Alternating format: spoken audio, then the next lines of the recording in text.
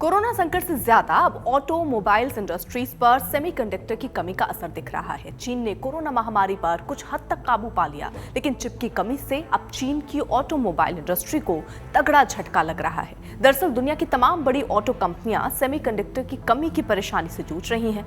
भारत में festive season के बावजूद अक्टूबर 2021 में वाहनों की बिक्री में भारी गिरावट दर्ज की गई। अक्टूबर महीने में मारुति सुजुकी की सालाना आधार पर बिक्री 33% घटी, वहीं हुंडई की बिक्री में 35% की गिरावट दर्ज की गई। अब चीन का आंकड़ा सामने आया है, यहां भी अक्टूबर महीने में वाहनों की बिक्री तेजी से घटी। तमाम विदेशी कार कंपनियों के लिए चीन एक बड़ा बाजार है। खासकर होंडा, निसान और टोयोटा कंपनी चीन में लाखों गाड़ियां बेचती हैं, लेकिन अक्टूबर में सबकी बिक्री लुढ़की है। जापानी कार कंपनी होंडा मोटर की चीन में बिक्री 18% की गिरावट के साथ 1,48,377 यूनिट्स रही। वहीं निसान की सालाना आधार पर चीन में बिक्री 22% घटी और कंपनी ने 1,13,876 गाड़ियां बेची, जबकि अक्टूबर में टोयोटा की चीन में बिक्री 19% घटी और कंपनी कुल 1,42,000 कार बेच पाई।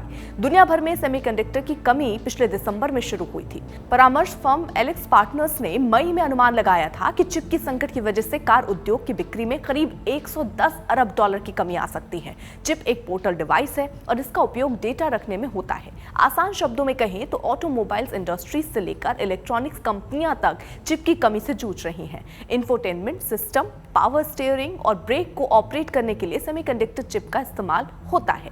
नए वाहनों के लिए ये चिप बेहद जरूरी है। ये एक छोटी सी चिप है जिसका कारों में इस्तेमाल किया जाता है। हाईटेक वाहनों में कई तरह के चिप का इस्तेमाल होता है।